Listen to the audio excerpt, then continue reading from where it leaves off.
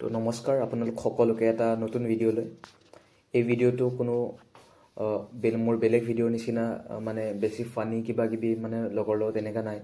এইটো অলপ ইনফৰমেশ্যনেল ভিডিঅ' হয় এইটো জানিবলগীয়া ভিডিঅ' এজ এ ইউথ আমি এইটো জানিবই লাগে আচলতে এইটো বুলি কথা নাই আমি সকলো নিউজৰ প্ৰতি আমি এয়াৰ থাকিব লাগে তো আজিৰ টপিকটো হৈছে হোৱাট ইজ এডভান্টেজ আছাম আমি সবে দেখি আছোঁ আপোনালোকে স্ক্ৰীনখনতো হয়তো চাব পাৰে এডভান্টেজ আছামটো মানে কি হয় আমি নিউজত দেখি আছোঁ সবে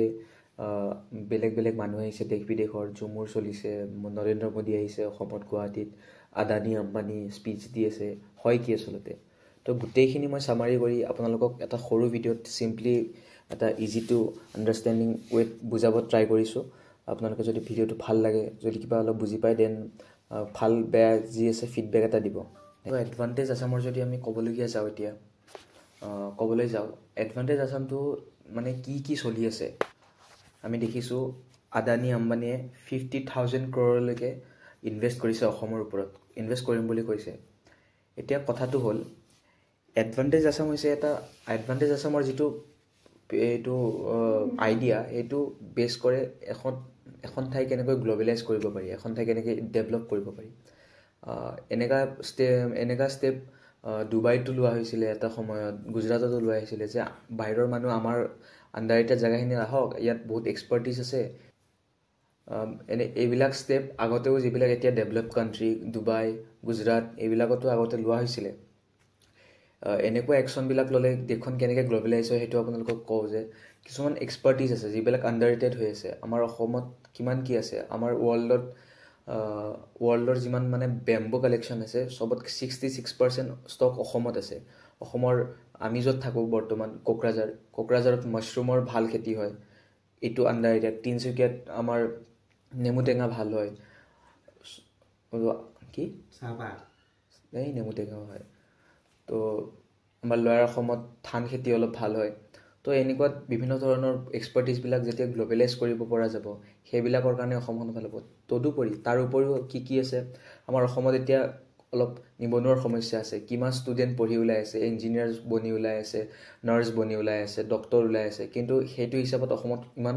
সা সুবিধাত কৰ্মসংস্থাপন নাই কৰ্মসংস্থাপন আছে কিন্তু অসমত সিমানখিনি পইচা পোৱা নাযায় মানুহে ইচ্ছা নকৰে সন্তুষ্ট নহয় তো এতিয়া চাওক এতিয়া বেলেগ বেলেগ দেশৰ পৰা ইনভেষ্টৰ আহিব এতিয়া জাপান মালয়েছিয়া জাৰ্মানী এইবিলাকত যদি মেন পাৱাৰ লাগে এইবিলাক যদি নাৰ্ছৰ কমি আছে ডক্টৰৰ কমি আছে বা ইঞ্জিনিয়াৰৰ কমি আছে তো তেনেকুৱা জেগাত কি লাগিব তেনেকুৱা জেগাত মেন পাৱাৰখিনি আমি অসমৰ পৰা যদি আমি দিব পাৰোঁ এটা ভাল পইচাত তেওঁলোকেতো ভালকৈ চলিব পাৰিব সেইবিলাকো এক্সপাৰ্টিজ পাব এটা ভাল ৰিলেশ্যন কৰিব এনেকুৱা ধৰণৰ মানে ডাঙৰ এটা মাইণ্ডছেট লৈ এটা মানে আমাৰ যিটো এতিয়াৰ মাইণ্ডছেট সেইটো অলপ ডাঙৰভাৱে বহলভাৱে চিন্তা কৰি আমি আগবাঢ়িব লাগিব আৰু কথাটো হ'ল ইয়াত কিছুমান ডেটা আছে মই আপোনালোকক জনাই দিব বিচাৰোঁ কি হ'ব আচলতে ইয়াৰ মানে ভিজনটো কি আচলতে মেচিভ ইনভেষ্টমেণ্ট 1.5 লাখ crore টকা ইমান মানে 1.5 লাখ কোটি টকা ইনভেষ্ট কৰিব 1.5 লাখ কোটি টকা অলপ পইচা নহয় জব ক্ৰিয়েশ্যন হ'ব 1 লাখ নতুন জব বনিব মাল্টি চেক্টৰ যেনে ইনক্লুডিং IT মেনুফেকচাৰ ইনফ্ৰাষ্ট্ৰাকচাৰ সবতে ইমান নতুন জব খোল খাব গ্ল'বেল পাৰ্টিচিপেশ্যন 14,000জন ইনভেষ্টৰ আহিছে অসমত বহুত দেশৰ পৰা জাৰ্মানীৰ পৰা আহিছে মালয়েছিয়াৰ পৰা আহিছে অষ্ট্ৰেলিয়াৰ পৰা আহিছে ছিংগাপুৰৰ পৰা আহিছে ইনফ্ৰাষ্ট্ৰাকচাৰ গ্ৰ'থ হ'ব expansion of roads highway metro' airports এইবিলাক বনাব তোমাৰ agriculture rural development food processing সবতে আমাৰ ছেমি কণ্ডাক্টৰ বনি আছে সব বেলেগ ডিপাৰ্টমেণ্টত বিভিন্ন ধৰণৰ গ্ল'বেলাইজ কৰা এইটো এটা আইডিয়া বনিছে কিন্তু ইয়াত প্ৰশ্নটো আহে এইটো সপোন নে এইটো হ'ব অসমৰ মানুহকতো বিভিন্ন ৰাজনীতিকবিদে বিভিন্ন ধৰণৰ সপোন দেখুৱাই থৈ গৈছে কিন্তু সেইবিলাকতো আজিলৈকে ফুলফিল হোৱা নাই আমি সৰুতে আজি কেইবছৰমান আগতে শুনিছিলোঁ টুইন টাৱাৰৰ কথা সেইবিলাকো গুৱাহাটীত বনাম বুলি কৈছিলে আশা দেখিছিলোঁ কিন্তু মানুহ বিজি কাৰো এইবিলাক চিন্তাটো নাই আৰু মানুহ পাহৰি গ'ল তো সেইবিলাক কথাওতো সপোন টাইপ হৈ থাকিলে এতিয়া কিমান দূৰ এইবিলাক ভিজনটো হ'ব সেইটো এটা প্ৰশ্ন আৰু আছে যে MSME গ্ৰোথ অৰ্থাৎ আমাৰ MSME unit 7 lakhs fuelling entrepreneurs and job opportunities খোল খাব বুলি কৈছে অইল নেচাৰেল গেছ হ'ব 50% of India's crude oil and 50% of is onshore natural gas production হ'ব, ৰিফাইনেৰী হ'ব, এইবিলাক কৈছে। আৰু ভিজন টাইমলাইন আৰু ভিজনটো এনেকৈ স্প্লিট কৰা হৈছে যে 2025ৰ পৰা 2027লৈকে এইটোক ক'ব বোলে, এইটোক কৈছে গ্ৰোথ ফেজ। অৰ্থাৎ ইয়াত মানে যিবিলাক আমাৰ ইনফ্ৰাষ্ট্ৰাকচাৰবিলাকৰ এইবিলাক প্লেনিংটো চলিব, ছামিট চলিব, কেনেকৈ কি কৰিব। 27ৰ পৰা 30লৈকে আমাৰ ৰেলৱে, এয়াৰপৰ্ট, হাইৱে এইবিলাক ভালকৈ ইনফ্ৰাষ্ট্ৰাকচাৰটো ভালকৈ মানে কমপ্লিট কৰিব বুলি কৈছে। আৰু 2030ৰ পৰা 2040লৈকে Assam emerges as a global trade and green energy hub বুলি ছিগনিফিকেণ্টলি বুষ্টিং ইণ্ডিয়াছ ইকনমি। তো এইটো এনেকৈ এটা ভাল ষ্টেট এখন হিচাপে, গ্ল'বেলাইজ ষ্টেট এখন, ডেভেলপ ষ্টেট হিচাপে গঢ় ল'ব বুলি কৈছে। কিন্তু ইয়াত আমি চাব লাগিব যে অসমৰ কিমানখিনি মানুহ ইয়াৰ প্ৰতি জাগ্ৰত। দেখিছে মিটিং আহিছে, নৰেন্দ্ৰ মোদী আহিছে, বাছ দিছে, চবেই উঠি গৈছে।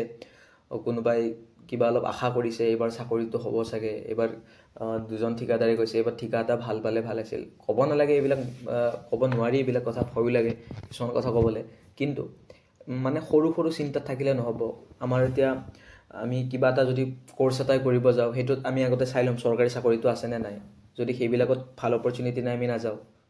এনেকুৱা ধৰণৰো আছে। আমি প্ৰাইভেট ছেক্টৰ এটাত ইনচিকিউৰ বুলি ভাবোঁ, সেইবিলাকো আমি চাব লাগিব। আমি স্কিলফুল হিচাপে কাম কৰাত মাথা মাৰি মানে ঠাণ্ডা কৰিব লাগিব। আমিতো এনেকৈ ভাবি থাকিব নোৱাৰিম যে চৰকাৰে কিবা এটা দিব, ছিকিউৰিটি লাগে আমাক চবকে। সেইবিলাকো অলপ মাইণ্ডছেট ডেভেলপ কৰিব লাগিব। অকল চৰকাৰকো আমি দুখ দিব নোৱাৰোঁ, আমাৰ নিজৰো অলপ কিবা চেঞ্জ কৰিব লাগিব। এইখিনিয়ে আৰু আমি যদি আপোনালোকে চাব যায়, এইখিনিতো আমি একো প্ৰশ্ন কৰিব নোৱাৰোঁ। কিন্তু আমি যদি অসমত বা গুৱাহাটীত বা ক'ৰবাত বা তিনিচুকীয়া কিবা বা বৰপেটা চবতে যদি চাওঁ, ভাল যিকেইটা নামী দামী বিজনেছমেন অসমৰ কিন্তু নহয়, ইণ্ডিয়াৰে হয়। আমি তেওঁলোকক বেলেগ বুলি ক'ব, কিন্তু অসমৰ কিন্তু নহয়। অসমৰ মাইণ্ডছেট ডেভেলপ কৰিব লাগিব। এইখিনি আৰু ক'বলগীয়া আছে। যদি ভাল লাগিল বাছ হ'ব।